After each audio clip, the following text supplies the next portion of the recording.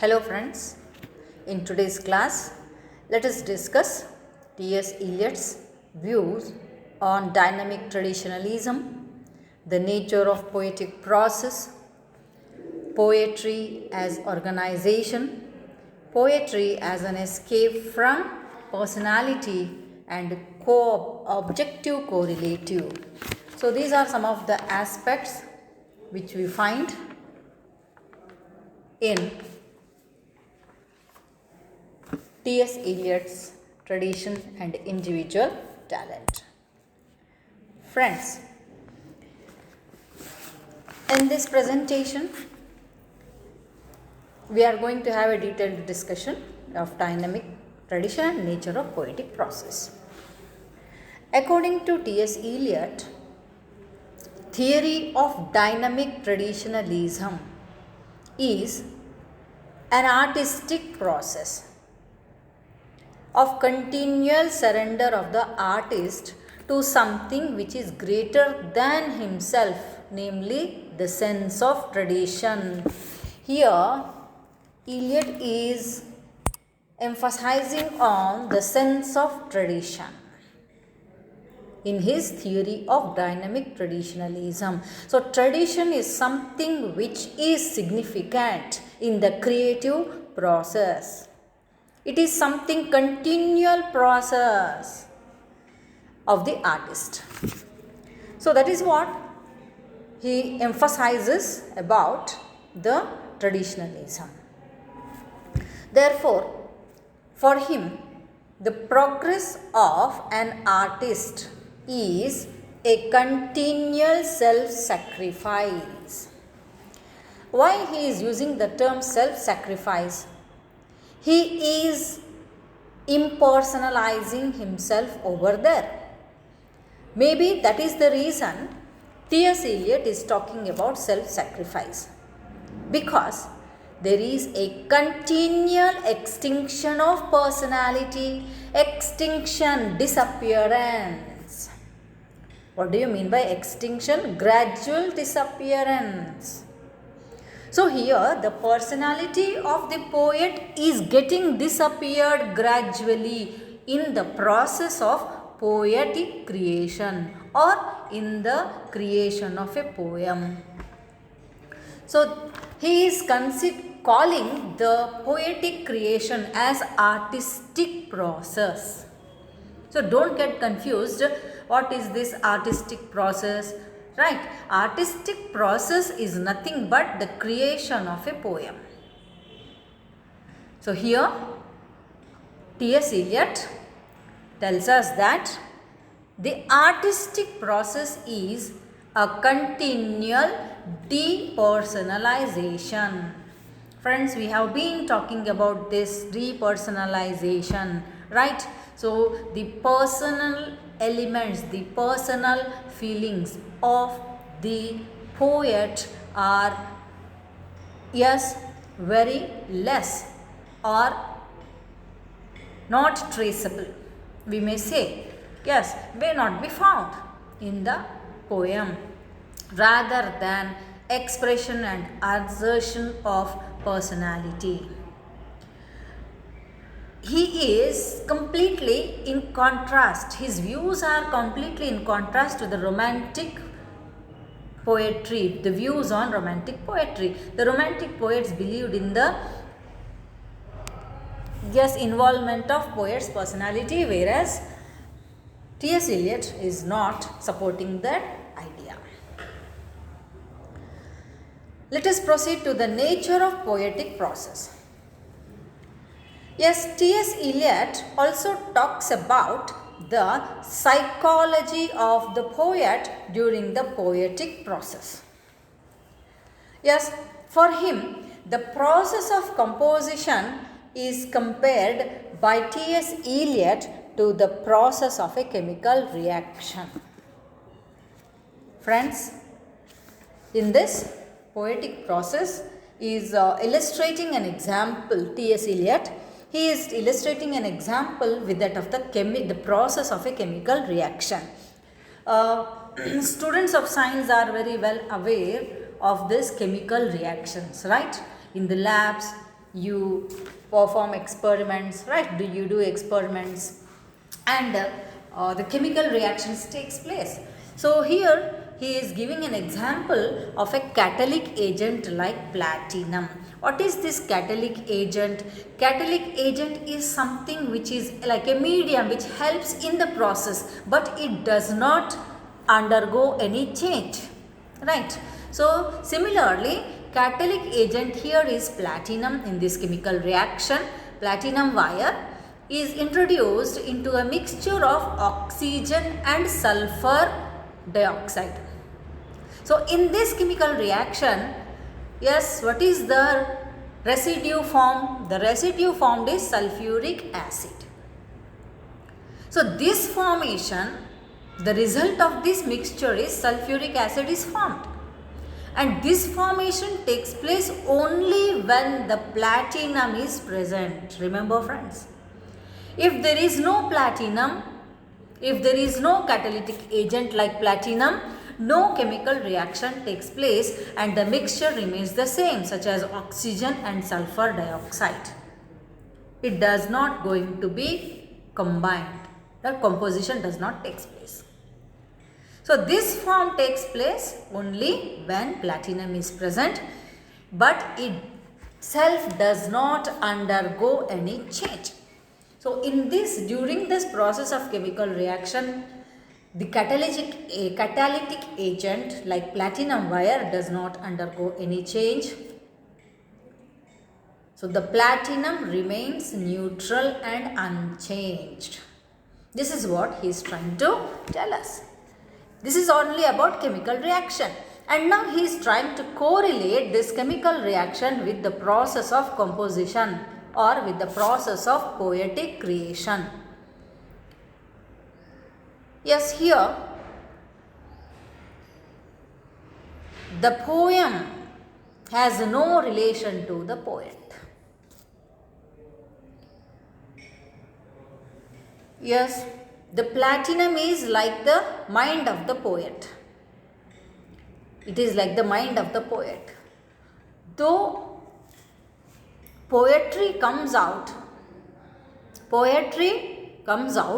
from the thoughts and emotions of the poet, mind is like a catalytic agent.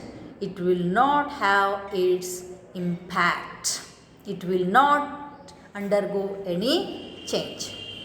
Thus, the poem has no relation to the poet.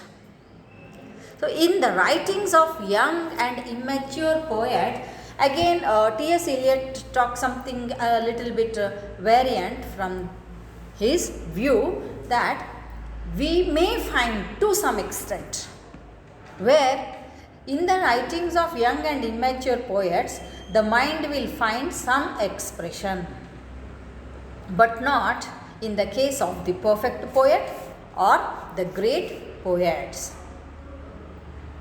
So when the great poets or the perfect poets create poems, their mind will not have any change.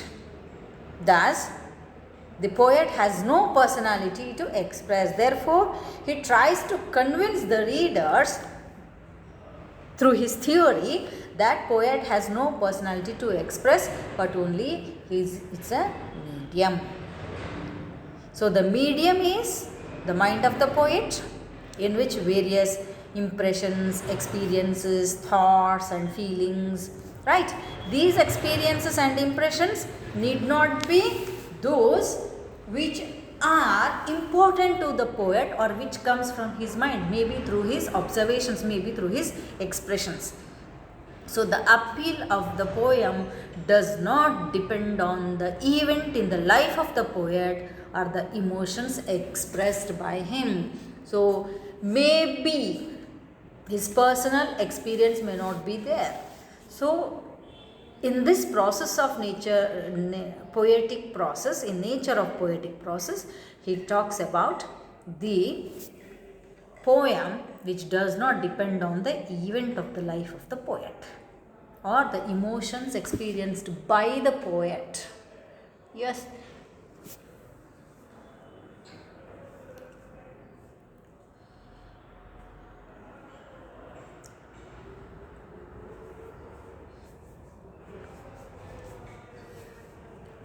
Yes. Next, poetry as organization. Next, Eliot talks about poetry as organization. He says that in poetry, a poet organizes his feelings and emotions. He organizes certain emotions and feelings rather than inspiration of them. So, he compares here the poet's mind to a jar in which numberless feelings and emotions are stored. See, on one side he is talking about the emotions and feelings of the poet, but in this nature of poetic process, he says that his mind may not be affected by, it may not change. That is the only simple idea he is telling. But the emotions, impressions, experiences may be of the poet to some extent or may be of others which he had observed. So here he is comparing the poet's mind to a jar, that is a vessel, in which numberless feelings and emotions are stored. It's like a computer, right? Our mind is like a computer where, yes, many feelings, emotions are stored. We store the emotions from our childhood, right? So they are in unorganized and chaotic form. Yes, we all agree they are not in organized form. So the poet does the work of organizing them in his poetic composition. Is it clear? Those emotions and feelings are organized, orderly, chronologically, one after the other, like beginning, middle and the end, which we find in prose or which we find in plays. Like this, in an orderly manner, he will try to put it. So here, the emotions of poetry are different from the personal emotions of the poet. So his personal emotions may be simple or crude. Simple, the very moment he get the impressions, ideas or feelings, they are simple and crude. Crude means they are raw, they are not refined, they are like crude oil, right? But the emotions of his poetry, the same emotions when he put in his poetry, they become complex, they become more refined, they become more softened. There will be some change. So therefore, Eliot rejects Wordsworth's theory of poetry having its origin in emotions recollected in tranquility. So friends, please remember, Eliot rejected Wordsworth's idea of poetry.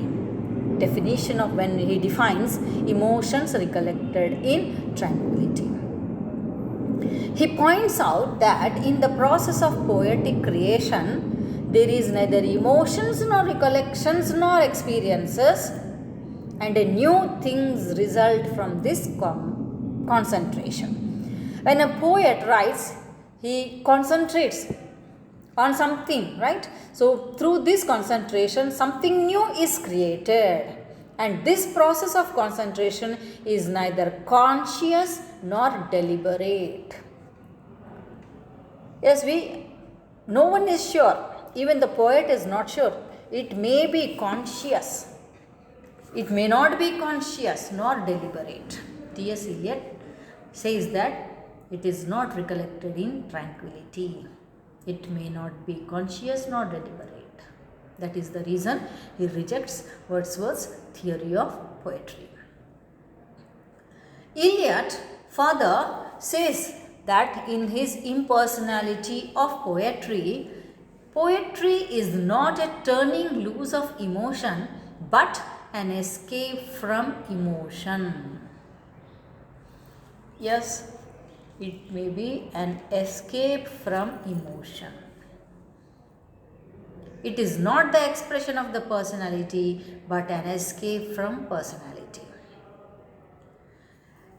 The poet himself is not sure whether he is expressing his own emotions. So even if they are not crude, they are complex, they are refined. That is the reason it is an escape from emotion. Similarly, the personality of the poet is also an escape. So this points out that Eliot does not deny the personality or emotion of the poet. Yes, only he insists that poet must depersonalize his emotions. In this process, there will be an extinction of his personality. So this is what he talks about poetry as an escape from personality. And his idea of impersonal theory proved revolutionary in English criticism. Later, T.S. Eliot talks about objective correlative. Friends, this is a famous critical concept which was coined by T.S. Eliot. It is used by him for the first time in his essay Hamlet and His Problems. You know Hamlet. Hamlet is a tragedy written by Shakespeare. When T.S. Eliot is writing some critiques about critical theory about Hamlet and about the Shakespeare's Hamlet, he entitled his critical essay as Hamlet and His Problems. He published it in Sacred Wood. He used it to explain how emotion can be best expressed in poetry. So it is a part of his impersonal theory of poetry, concentrating not on the poet but on the poetry. In this objective correlative, T.S. Eliot expresses his views that, yes, in impersonal theory of poetry, yes, his impersonal theory of poetry is not concentrating on the poet but on the poetry. The poet, according to him, cannot communicate his emotions directly to the readers. He has to find some object suggestive of it. Only then he can evoke the same emotion to his readers. So he must find some object to write it. Therefore, emotions can be best expressed in poetry through the use of some objective correlative which is suitable for the poetic creation, for the poetic composition. Therefore, T.S. Eliot defines the phrase objective correlative as a set of objects. So here he is defining what objective correlative is, relating the objects. In a simple term, when we think about the objective correlative, yes, objective correlated is something which is related to object and correlating the object, maybe with the feelings, maybe with the events of the situation, maybe with the situation.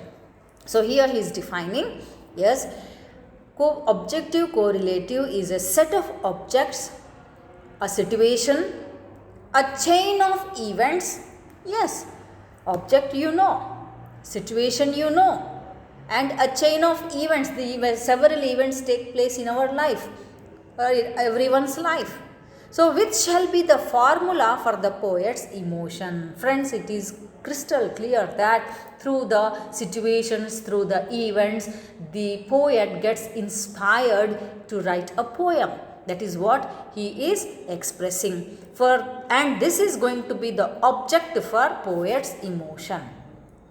And when the external facts are given, the emotion is at once evoked. Yes. And when the external objects are facts are given using this object suitable for the poetic creation, yes, the emotion is evoked. So this is what T.S. Eliot talks about objective correlative in the poetic creation or artistic creation. Friends, this is all about T.S. Eliot's tradition and individual talent. In the first presentation, we had learnt about T.S. Eliot's theory of impersonality, right? Impersonality of poetry, and in detail we had discussed. And in the second presentation, we talked about the nature of poetic process and poetry as an organization and escape from personality, and finally about the objective correlative. Right. If you have any doubts, you can ask me or you put your queries in the chat box. And till then, take care and stay safe. Thank you.